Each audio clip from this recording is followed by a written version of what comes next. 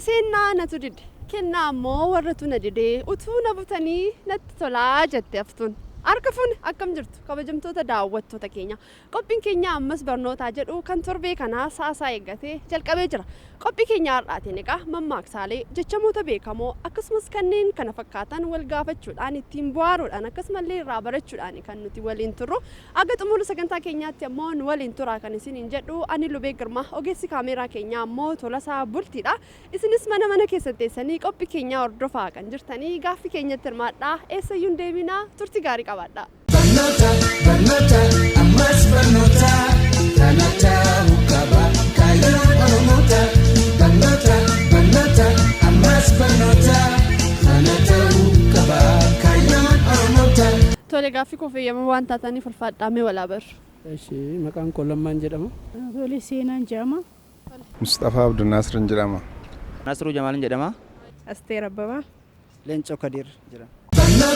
Barnoota ammas barnoota kanata mukaba kaayyoon oromoota.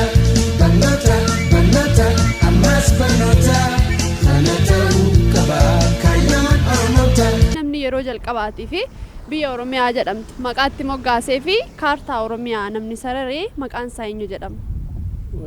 Hin beeku. Nama biyya Oromoo waan sarara isinitti fakkaata maqaa waan moggaasee isinitti fakkaata?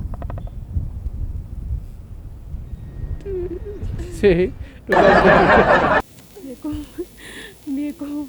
Nama biyya Oromoo waan itti moggaasee isinitti fakkaata? Garuu maqaa isaa tilmaami. Maqaa isaan beeku. Kitaaba Dr. Muhammad Hassan Profeesar Muhammad Hassan irratti waan arge wayii hin jira ture. Ammaaf yaadadhu garuu Dr. Profeesar Muhammad Hassan Oromoo History kan jedhu irratti kana dura waan dubbise na fakkaate garuu ammaaf yaadadhu maqaa isaa. Hin beeku. Nama tilmaamtaa wayii nama biyya Oromooti moo nama eessaati namni sarare kun? Kan maqaa Oromiyaa jedhu moggaase moo? Isa beekuu hin dandeenye. Nama Oromoo moggaasee jettee yaaddaati? Nama Oromoo moggaaseedhee yaada gin beekuu hin dandeenye. Akka moggaase garuu yaadatu. Hin yaadadhu. Barnoota ammas barnoota kanata mukaba kaayyoon oromoota. Barnoota ammas barnoota kanata mukaba kaayyoon oromoota. Wallagga Bahattidha kan inni dhalate gaazexeessaadha barreessaadha. Kitaaba isaa keessaa tokko akka fakkeenyaatti kaasuuf ammoo kitaaba asoosama dheeraa gurraacha Abbaayyaa jedhu barreesseera. Namni kun eenyu maqaan isaa?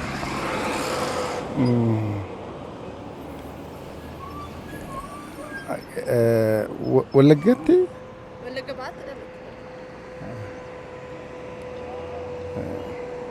Kitaaba asoosama dheeraa gurraacha Abbaayyaa jedhu barreessee jira. Abbaayyaa barreessee inni illee narkaa badee jira isa akkasumatti ilaaluun ture narkaa badee jira. Na ta'uu hin dandeessu ati. Ani hin beeku dhugaa.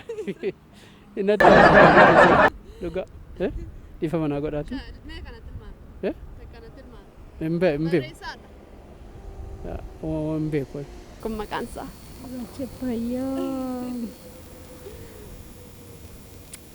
Gurraacha Abbaayyaa beektaa garuu? Baay'ee sin beeku. Dhalattuu Arsiiti man. Kitaabadha.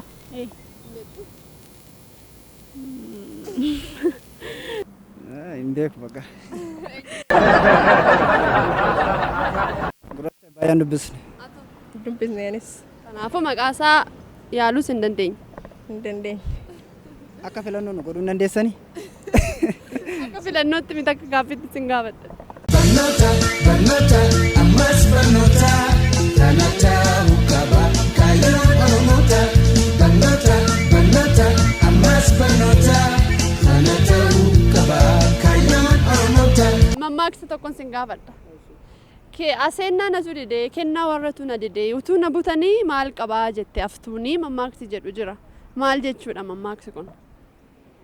Aseenaa jechuun kan shamarran warra aseenaa natu didee kennaa warra na didee jechuun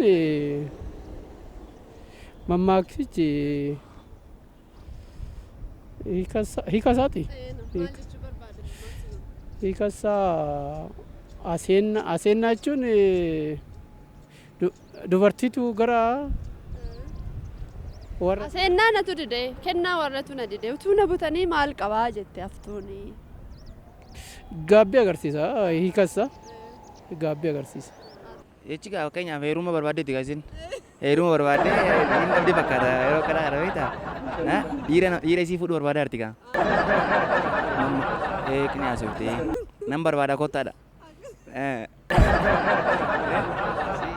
nan barbaada kottaadha nan jira lafa hin jira jechuusiiti.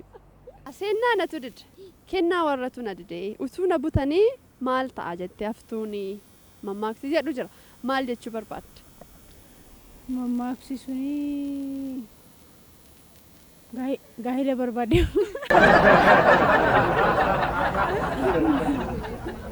Gaa'ela barbaade itti fakkaata. Heeruma barbaaddee qinee kanaa soba. Natti fakkaata.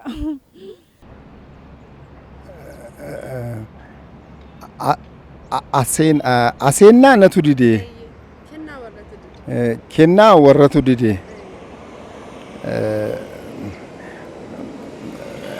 otoo hin barbaadamin bakka wayii dhaquu yookiin fi barbaaddee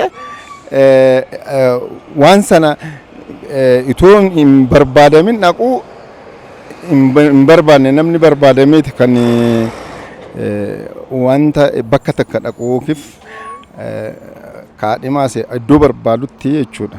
Isa waan iddoo hin barbaadamne tokkotti barbaadamuu qaba kan jedhuuf natu dide. Kennaa immoo warratu dideedhaan bakka ani barbaadametti immoo warra kootu dide iddoo warri na barbaadan sun immoo na kennanitti na barbaadanitti warra kootu na kennuu dide na heerumsiisuu dide jechuudha. Isa kana hin beeku. Kadhannaan ishiitu didee Barnoota barnoota ammas barnoota kana ta'uu qaba kaayyoon oromoota. Barnoota barnoota ammas barnoota kana ta'uu qaba kaayyoon oromoota. Suuraa tokko isinitti agarsiisaa biyya isaa akka ta'e natti himte jechuudha. Tole biyyi kun eessa?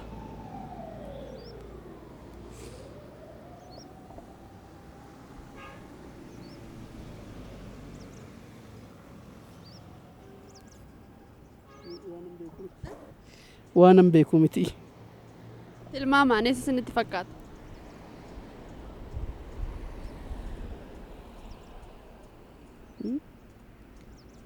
Biyya asuma Itoophiyaadha. Itoophiyaa ammaa Itoophiyaadha. Itoophiyaa keessaa eessa? Dabuubii keessa. Dabuubii. Waan Biyya Dabuub. naannoo dabuubiidha fakkaata. Ani beektu bakkicha. Garuu suura irratti iddoo ani yeroo wanciidha moo adda baasee isa naannoo darbee eebbifame Eessa biyyi isaa?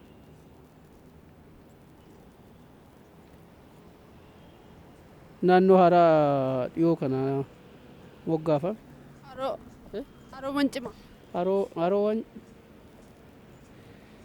haroo wancii isa kana natti fakkaata. Isa gadi. Innammaa eessa?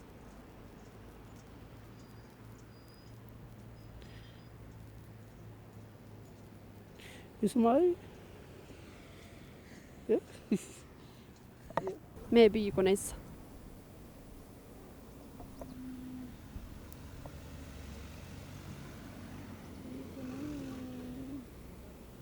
shaggar natti fakkaata. Finfinnee.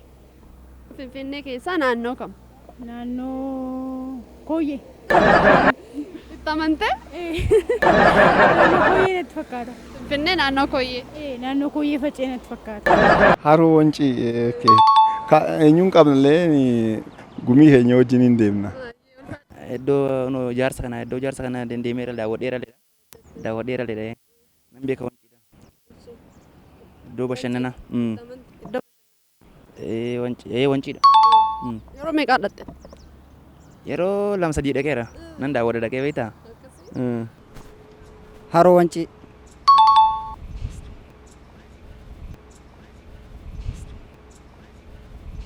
Hin beeku. Argeera argeera. Barnoota barnoota ammas barnoota kana ta'uu qaba kaayyoon Oromoota. Barnoota barnoota ammas barnoota kana ta'uu qaba kaayyoon Oromoota. Tole gaaffii koo fayyamamoo wanta tani bulfaadhaa. እሺ ገለቶማ Ayyee galatooma. Ishii galatooma. Barnoota barnoota ammas barnoota kana ta'uu qaba kaayyoon Oromoota. Barnoota barnoota ammas barnoota kana ta'uu qaba kaayyoon Oromoota. Walitti deebinee jirra egaa kabajamtoota daawwattoota keenya gaaffii keenyarraa barataniitu akkasumallee ittiin bohaartaniitu jenneetudha kan nuti abdii qabnu gaaffii gaafachaa turre keessaa tokkoffaa irratti yeroo jalqabaatii fi biyya Oromiyaa jedhamtu namni moggaasee fi kaartaa Oromiyaa namni sararee eenyu jenneetudha kan nuti gaafanne. Egaa namni kaartaa Oromiyaa sararee fi biyya Oromiyaa jedhamtu kana moggaasee Luis Craaftidha kan inni jedhamu maqaa moggaasuudhaan kan inni beekamu kanumarraa ka'eetu egaa biyya keenya Oromiyaa Ormaaniyaa jedhee moggaasee jechuudha. Gaaffii nuti lammaffaa irratti gaafanne ammoo Wallagga Bahaattidha kan inni dhalatee guddatee barreessaadha, gaazexeessaadha, gulaalaadha akkasumallee tiyaatira keessatti hojjechuudhaan kan inni beekamu akka fakkeenyaatti kaasuudhaaf ammoo asoosama dheeraa mata dureen isaa Gurraacha Abbaayyaa jedhamu barreessee jira. Eenyu maqaan isaa jennee gaafanne. Egaa namni kun Dhaabaa Wayyeessaadha. Dhaabaa Wayyeessaan egaa yeroo baay'ee kan inni ittiin beekamuu fi jaallatamummaa guddaa kan inni ittiin argate bara 1992 keessaa kitaaba Godaannisa jedhamu uummata isaatiif gumaachuudhaan jaallatamummaa guddaa argate jechuudha. Gaaffii nuti sadaffaa irratti gaafanne ammoo akkuma jalqaba irratti kaasuudhaaf yaalee mammaaksadha. Oromoon egaa mammaaksaan kan inni beekamu Aseenaa anatu didee kennaa ammoo warratu na didee utuu na butanii natti tolaa jette aftuuni. Mammaaksi jedhu maal ibsaa jennee gaafanne. Egaa mammaaksi kun intaloon kun eeruma dharra'uu ishee ibsaa jechuudha. Eeruma barbaaddee jecha kana waan dubbatte fakkaataa jechuudha. Gaaffii afuraffaa fi dhumaa irratti gaafanne irratti ammoo gaaffii suuraadha kan nuti gaafanne. Gaaffii suuraa kunis suuraa sin iskiriin irratti argaa jirtan kan irratti biyyi kun eessaa jennee gaafanne. Egaa biyyi kun Haroo Wancidha. Haroo Wanciidhaa yeroo ammaatti biyya jaallatamummaa guddaa argattee jirtudha. Hawwata turizimiitiif illee bakka mijooftuu taateedha. Ganda turizimii addunyaa jedhamuun illee galmooftee jirti jechuudha. Egaa kabajamtoota daawwattoota keenyaa qophiin keenya torban kanaa ammas barnoota kana fakkaata ture. Nu daawwachaa nu waliin turuu keessaniif hedduu sin galateeffannee torbee gaaffii kan birootiin nagaa walitti deebinutti nama torbanii nu haa taasisu fayyaan tura. Barnoota barnoota ammas barnoota kana ta'uu qaba kaayyoon Oromoota. Barnoota barnoota ammas barnoota kana ta'uu qaba kaayyoon Oromoota. Barnoonni dhugaa ifirraa eegala aadaa hubachiisee seenas ni